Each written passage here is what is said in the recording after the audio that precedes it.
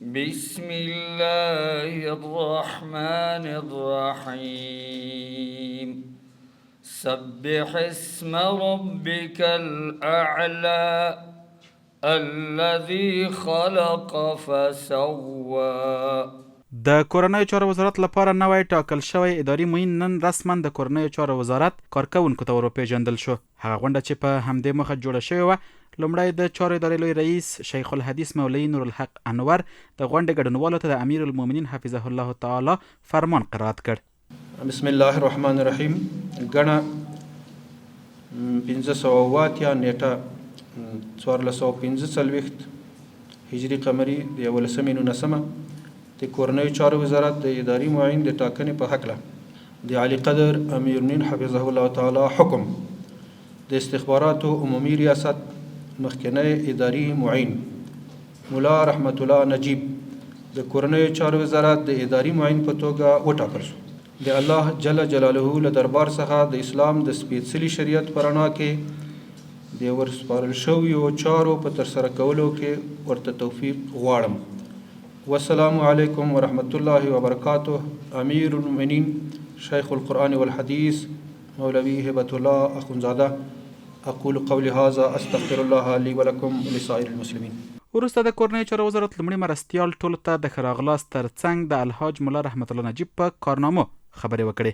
ستا د خدمتونو په ارتباط باندې 20 کاله نه ستړي کېدونکي خدمتونه دې چې کړي دي. مثلا یو چیرته ولی صاحب پاتې شوی، په نظامی حلقو کې پاتې شوی، جناب صدر ابراهیم صاحب د خدر سره بلد دي یا نور ملګري، خدمتونه دي هېرېدو نه دي. هغې ته موږ الحمدلله د قدر د احترام په سترګه ګورو او الله تعالی ته توقع لرو چې دلته په وزارت داخله کې داسې ژوند د موږ سره تیر شي او داسې خدمت د موږ سره وکړي. الله د توفیق درکړي چې کله بیا خدای نه خوستاره نه ځي چې بیا موږ درپسې ژاړو. د عامه روغتیا وزارت سرپرست وزیر الحاج مولوي نورجلال جلالي هم غونډې ته عالمانه او هر اړخیزه وینا وکړه. کوم مسؤل چې یو ځای ته ورشي هغه په دې باندې فریاد کوي چې الله رب العالمین ماته د خدمت توفیق راکړي. کوم مسؤل چې لرې شي هغه د ملګرو نه د ملت نه د الله نه معافي غواړي چې ما نه په دې خدمت کې تقصیر شوی، کمزوري رانه شوې، د هغې د الله نه معافي غواړم. دغه تبدیلي او تغییر او تبدیل د اسلامي امارت یو اصل دی، بنیاد دی او دا د خوشحالۍ ځای دی. او دلته دا یو علمي او اکاډمیک معینیت دی. د پولیس او د افسر څومره چې دلته تربیه ده که د هغې مراکز ټول همدارنګې قدري د دې مربوط دي. ډېر مهم معینیت دی، مهم خدمت دی. الله تعالی دې دله توفیق ورکړي. موږ ته دعا وکړو، تاسو هم دعا غوښتنه کوو چې الله تعالی نه راته وغواړئ چې الله تعالی په هغه کار کې موږ ته موفقیت نصیب کړي، پرده راته الله راکړي. نوی ټاکل شوی اداري معین ښاغلي نجیب هم غونډې ته وینا وکړه او د اسلامي امارت د رهبرۍ له اعتماد او باور څخه په مننې یې په ټول توان د خدمت اراده څرګنده کړه.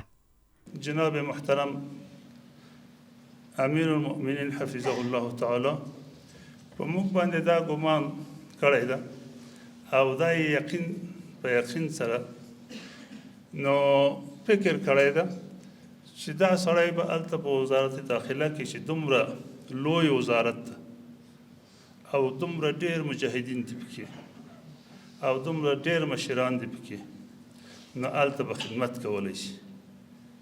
نو د ده بیا اعتماد ته سړی خوشحاله شي چې الله جل جلاله دې د موږ تاسې د امیر شیخ امیر المؤمنین صاحب حفظه الله تعالی ته دراز عمر ور نصیب کړي او موږ ته دې الله تعالی توفیق را نصیب کړي چې همیشه د ده په اطاعت کې واوسو او دا اطاعت د عبادت په نیت باندې وکړو. دا چې بیا د کورنیو چارو وزارت ته زما تقرر حاصل شو او زه بیا دا د کورنیو چارو وزارت ته د معین په صفت وټاکل شوم.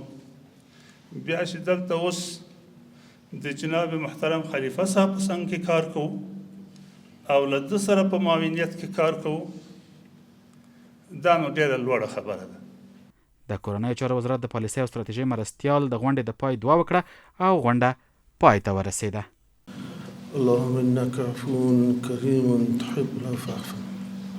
اللهم إنا نسألك من خير ما سأل منه نبيك محمد صلى الله عليه وسلم ونعوذ بك من شر ما استعاذ منه عبدك ونبيك محمد صلى الله عليه وسلم. أنت المستعان وعليك البلاغ ولا حول ولا قوة إلا بالله.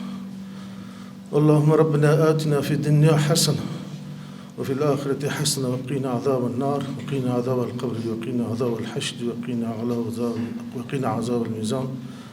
اللهم أعني على ذكرك وشكرك وحسن عبادتك.